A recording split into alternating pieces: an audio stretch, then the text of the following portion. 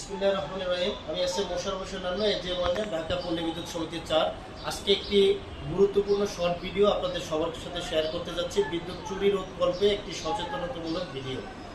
একটি গ্রাহকের কনজাম্পশন হঠাৎ করে কমে যাওয়ার প্রেক্ষিতে আমরা মিটারটি রুটিন চেক অনুযায়ী মিটারটি চেক করার জন্য স্পটে যাই।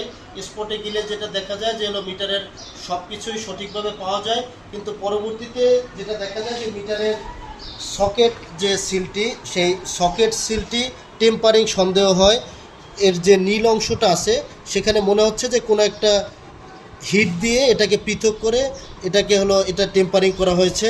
তো এর প্রেক্ষিতে আমরা সকেটটা প্রাথমিকভাবে সকেটটি খুব ভালোভাবে চেক করি, কিন্তু সকেটের ভিতরে কোনো কিছু না পাওয়ার প্রেক্ষিতে পরবর্তীতে আমরা মিটারের দিকে লক্ষ্য করে যেটা দেখতে পাই যে মিটারের যে লিড সিল থাকে সেই লিড সিলটি কোনো একটা সূচালক কোনো কিছু দ্বারা এটাকে হিট দেওয়ার প্রেক্ষিতে এটাকে পৃথক করে এটাকে টেম্পারিং করা হয়েছে।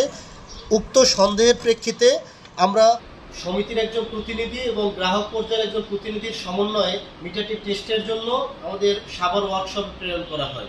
সাভার ওয়ার্কশপে টেস্টের ক্ষেত্রে যেটা দেখা যায় যে এখানে গ্রাহক পর্যায় থেকে একটি ডিভাইস ইউজ করা হয়েছে। মিটারের ভিতরে দুইটি সার্কিট ইউজ করা হয়েছে, যেই দুইটি সার্কিটের মাধ্যমে টেস্ট রিপোর্ট অনুযায়ী যেটা দেখা যাচ্ছে শতভাগ স্লো অ্যাকুরেসি রিমোট দ্বারা কন্ট্রোল করা সম্ভব হতো।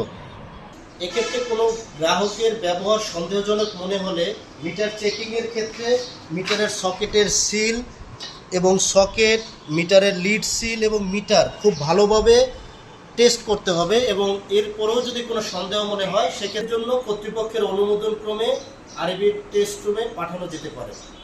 আশা করি উক্ত ভিডিও দ্বারা সকলে উপকৃত হবেন। সকলকে ধন্যবাদ।